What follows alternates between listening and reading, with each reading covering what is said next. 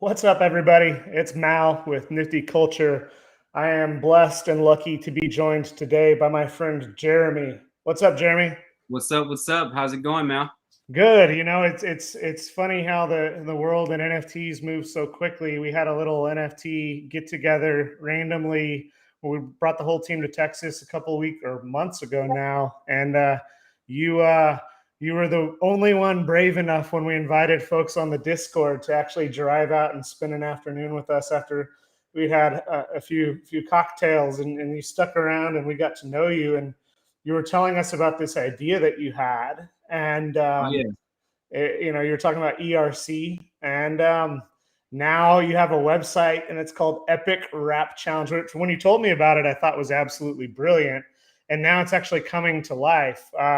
So I'm just thankful to have met you, and thankful that this is happening. So why don't you tell us a little bit about E.R.C and how this came to fruition?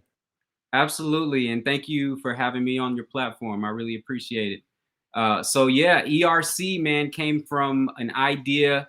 It actually spawned from a video game that I played as a kid called Monkey's Island by Ron Gilbert. So it was a LucasArts game, and this is back in the day where you had to use the command prompt to enter the game. So, dir/w, look and see what you got on there, cd command, and open it the old school way. And this game was cool. They wanted to find a way to do sword fighting, but not let there be any blood or anything like that. So what they came up with was insult sword fighting. So you had to collect these lists of insults to have enough to help navigate the world with the pirate and become a real pirate by throwing back these retorts to the other pirates. So I always remembered that. And once I got into NFTs, it was like, okay, if I'm going to do a project, I want to do something with music.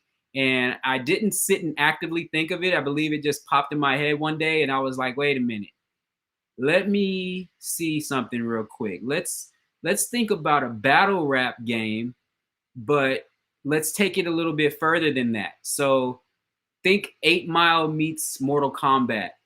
So not only can you go on the game and poetically pulverize your opponent, whoever wins, they'll see their avatar display a finishing move, whether that's by sword or lightsaber or a secret power that they've unlocked in the game. It'll be really, really cool to go on there and test out your wit and your quick thinking. You'll have like 3 minutes to record your audio. The other person has 3 minutes to record theirs. You'll flip a coin somehow, and you'll duel it out by words. And there will be 3 rounds. But in the final round, whoever wins, the community will vote on who won that battle, and whoever they pick, that's the one who wins. And they'll see a super cool animation with their avatar, and it's gonna be crazy, man. It's gonna be really, really exciting.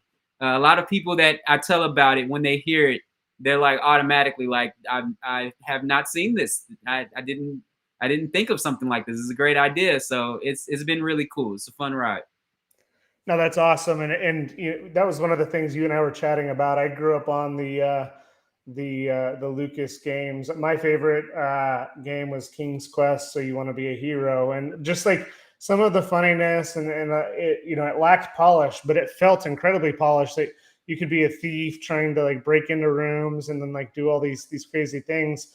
I It's love so all of that. I love it. it, yeah, it's a unique time that the game today. You couldn't make a game like that and it wouldn't be accepted. And that's, I mean, Right. it's awesome. And you and I talked a little bit about some of the long-term roadmap and some of the ideas that you have. I don't want to spoil all of that, but what we're seeing around some of the things that if you do win, like some of those attributes can change and some of those types of things. So you have an extended roadmap, but it still is, we are just getting started with this project. I'm curious, when you and I first talked about it, it was just an idea, and now you've actually built out a team and you're working on a couple different things. So tell me a little bit about your background, Ivan and DevHouse, kind of how you started coming up with all this, and what your roadmap and timeline is to get this ready for launch. Absolutely, absolutely. So to take it back to well, before that, my background would be in music. I'm a musician, play piano by ear. I produced music underground, nothing out there in the stratosphere as far as, you know, big projects or anything like that. I'm an underground guy, and you know, just a lot of rapping. I used to rap with my friends back in high school. We would actually play a game called Last Man Standing. So it was like a cipher, but it was a battle. And I play. It would be me, my buddy Chris, and my boy Tony, my boy Jason, and my boy Tony's little brother. So we would go around rapping to a beat, and you know, pairing each other up. And if you got the person, if you know if you didn't do a good job. If you didn't do a good job, it's time to sit down. And the whole time, you know, you're trying to beat the ultimate person, and that's Antonio. That's Tony.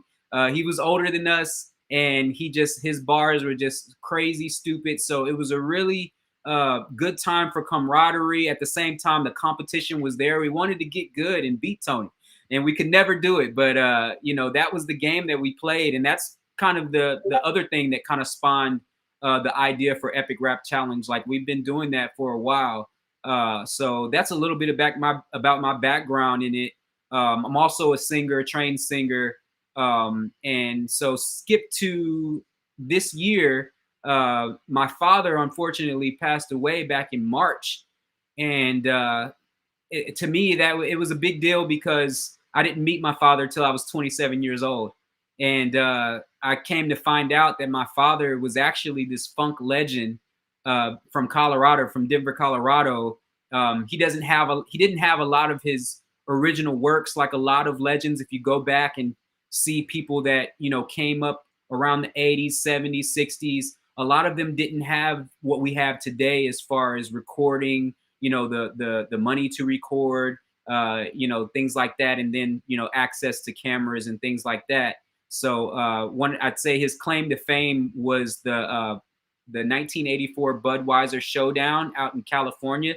It was recorded. His group was called Finesse, and they actually beat everybody, won the whole thing, and got a recording contract. But my father, unfortunately, had to leave and go back to Denver to help my grandmother, who was getting sick. So he didn't go on with that, and the band really didn't do a whole lot with their records after that. But that's his big claim to fame. And actually, side note, if anybody ever hears this that has any thoughts of how I can get the recording of that, I would love it. That would be something that was, you know, would be cherished to my heart. I'm looking for that. But I do have side A and side B of the tape of that thing. But anyway, back to me. My apologies. My apologies. No, that, you know, that's awesome. And yeah. So I mean, as you can imagine, being someone who, you know, sang all his life in choirs and in college and choral ensembles and all of this, I get to 27 and then find out, like, wait a minute, my dad's still alive, for one, and then number two, he wants to actually be in my life. And prior to that, as a kid, it was like, I don't want to talk to that guy. But at 27, you've gotten a little bit more acclimated to the way that the world works, and then you realize, wait a minute, I only know one half of me. You know what I'm saying? So we formed a very strong bond from 27 to 34, where I'm at now.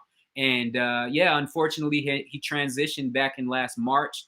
It was a pretty big deal for me, man. And you know, getting back, we went and, you know, did our thing back in Denver, Colorado, and came back to Texas. And I actually was in a dark place. I feel safe to say that. And I'm scrolling the YouTube and I'm seeing my boy Gary V, shout out to Gary V, say something about NFTs. And I'm like, I don't understand this, you know, 3-letter, you know, thing. I don't want to check into that. And I saw him post it again, like, you need to get into NFTs. And I'm like, wait a minute, this is Gary talking. You know what I'm saying? Like, if Gary's telling you you might want to pay attention to it. So I went ahead and took a look at what he was saying, and it immediately clicked. And it doesn't do that for everyone. But the biggest thing for me was, if you're an artist, if you're a musician, you now have the power to control your destiny when it comes to your music. That's monetarily. That means creating a following or an audience from scratch in a very niche way for people that are all about having complete ownership of your material. And that was something that I was immediately hooked into. And my first thought was, okay, how can I monetize this? How can I get into this and start making money? People are, Beeple's going crazy, all of this stuff. This was back April, May. And soon I found out that there's a whole other side of this, and that's the community. And I do not take that lightly. I don't say it lightly. The community here, from meeting you guys when you came down to Dallas to just everybody that's been a part of my journey. I sat on the other side of the Nifty Culture YouTube channel looking at it and saying, I want to participate in this. And then going from that to idea to meeting someone and meeting someone else, trying to provide value myself, and them just giving me so much encouragement, so much value.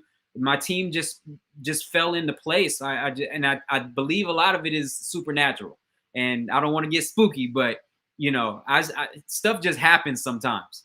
All of a sudden I see my art partner Ivan on Facebook. It wasn't even on Twitter where everyone's at, and I'm on Facebook talking about it, and he just gave me a shout, and we clicked automatically. And I told him I was looking for an artist that digs the project, that would like to come on and be on the team.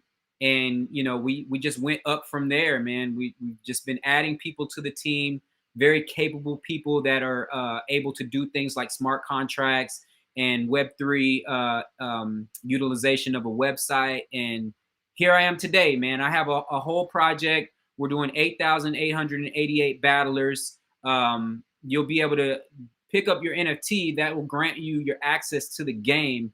And we're doing it in a way that, even if you don't have a battler, if you just want to spectate, we have a cool way that you'll be able to get into the game. You'll actually be able to be an integral part of the game. And we got some tricks up our sleeves that we're going to incorporate, ways that people can actually obtain access to the game in very fun ways. So it's been a cool ride so far, and I just know that it's just going to keep on. Blessings are just coming out of the air, man. Shout out to Big Sean. Blessings on blessings, man, for sure. Dude, it's so awesome. And even when you and I first chatted, you were relatively new. I mean, this is one of the things that's always funny, is like, we're all new, right? Right. We all got to make it. Good morning. We're early. And we have, it does feel like a month is 7 years in crypto land. And I was blessed that Mike and Rob were really early, and Cody and some of the others were really early to NFTs, is as early as 2019 in a lot of instances. And so it's one of those interesting things to just be thinking about. It feels like we've aged a lot, and even since so much has happened since you and I have even chatted, that it's like, when you think of the sense of community, like, that was the mission that NFT culture is. We want to build a community, and we're not going anywhere, right? We're doxed, you're doxed. Like, we want to build teams, and we want to be here for the long haul, and that's the most important thing. And being able to meet people in real life and share stories and do those types of things. And it's so awesome that people get like kind of hung up in one community, but with NFTs, you can be a member of a few different communities. And one of the areas that you and I originally met and resonated with was right there, Top Dog Beach Club. And so, yes, sir. I think that was your first NFT. And when you think about community, and when you think about strength of community, that community gets stronger and stronger every day. I'm curious, how does that community inspire you? And what lessons have you learned from kind of being a part of that you want to kind of instill in this game? Well, I'm glad you brought up Top Dog. If anyone goes to my Twitter and scrolls down, they will see exactly what I think about Top Dog. And I mean, from the beginning of creating my Twitter, it's not a joke. Like, Top Dog Beach Club is a very special project to me. Everything that they've done, they've executed on, and they did it in a way that was very honorable. Just to put it into one word, being able to create an NFT project, an avatar project with many NFTs to sell, they made sure that they allotted a portion of that money to help other people. And that's the power of NFTs. That's one of the things that I like to advocate when I talk to people that don't know about NFTs.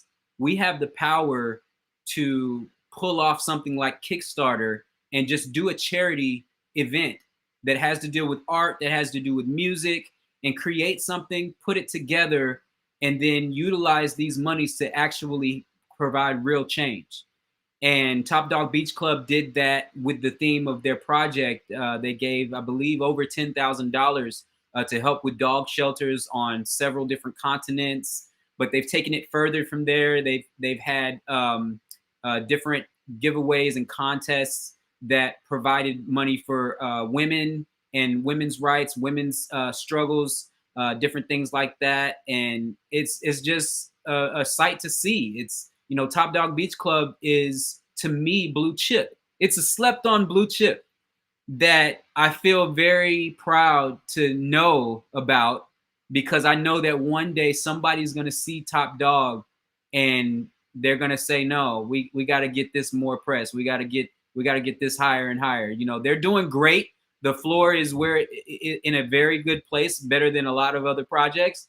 But as far as being one of those that's just getting a lot more attention, I like to advocate for them all the time as well as I can. Yes, they were my first NFT, and I'm very proud to represent Top Dog Beach Club. I love those guys for sure. Guys and gals. Oh yes, and if anybody hears this and doesn't know, it's a woman-led project, woman-led artist. So just another reason to really check out that project for sure.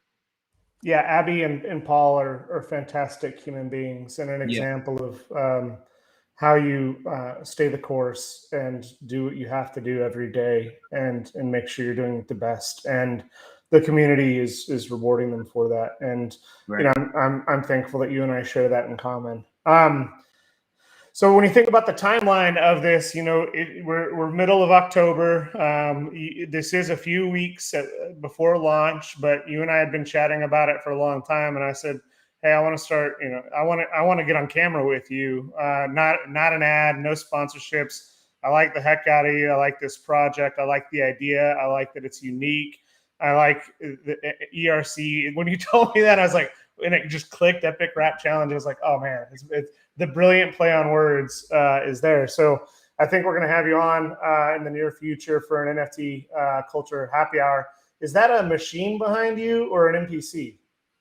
That is an NPC live. So Okay. yeah, that's that. I can take that and sit by a tree at the park and make beats if I want to. So Yeah, unplug from the wall and produce. I love it a lot.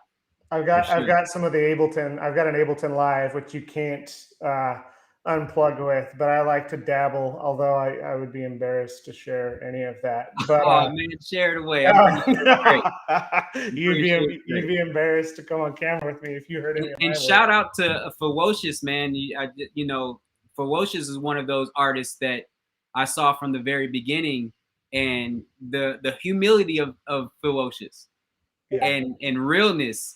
You know, if anybody doesn't know about Ferocious, man, look up Ferocious. Fewo, man, that's what's up. You know, this is my favorite NFT hat, just because, and I'm one of those guys that early on I'd buy NFTs and I'd paper NFTs, and I bought a Victor and Victoria like 3 times, and then I just recently saw that I was like, you know what, it's not going back down. So I'm back in the Ferocious Club. I'm there to stay, but you know, he's one of my favorites in the space, and you know, it's like we said a few minutes ago, just what I like about NFTs, it's not like baseball cards, where baseball cards are a little bit different with fantasy and stuff, where if I like this player or this team, I don't like this team or this team. It's okay to like all the teams, all the projects, but have a few that are especially unique to you. Right. All right. So any parting thoughts? I know we're going to have you back on the NFT Culture Happy Hour next Friday, because we're probably not doing it this Friday. We're going to have more announcements then. But in the meantime, I put in the chat where they can find you, epicrapchallenge.com. I put a link to your Discord in there so people can join your Discord. Where can people find and learn more about you? Yeah, man. Our website is the link to everything us. It'll be epicrapchallenge.com. My main Twitter profile is at real J Gerard. And you can just find me there. Definitely looking forward to connecting with other artists, people that are not artists, anybody that, wants to know about NFTs. Glad to help steer you in the right direction. It's always a great thing to understand how to protect yourself when it comes to NFTs. There's scams, you have to deal with wallets and different things like that. So I don't have the kind of resources that I could give out that gives you in a nutshell how to protect yourself when you first get started. But I have links to other people that have created things that can help people get going. And I just love to start with the security part, because I would hate for someone to come in and they, like myself, and think that it's so amazing and then automatically start to put, invest in it, and then something happen, because they weren't the wiser of how to protect their wallets, not clicking on links, using a cold storage wallet versus, a hot wallet and different things like that. So definitely just, here for the long term, man. I'm an artist, but I love art, man. I love to collect art. I got my daughter's artwork behind me. My 16-year-old did on this side, did the painting right here. She's gonna be coming up doing her art, but right now she's just learning. Oh, and she's got schools, and she has so much that she's doing. And my youngest daughter, she's getting ready to get into NFTs, and they're just happy about it, man. My youngest daughter, she's into BTS. I got her little representation up top.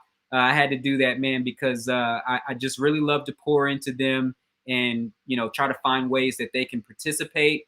But like my youngest daughter, she's trying to make the Naruto style artwork. She's been drawing. She's got her pad, and trying to think of something inventive that she can provide. But definitely, before I go, I want to highlight the Forks project. That I don't have their website up that I could just point you to. I can't think of it right at the moment, but there's a project out of New Orleans, Louisiana, that's doing a 100% to charity NFT project. And one day I definitely am going to do that.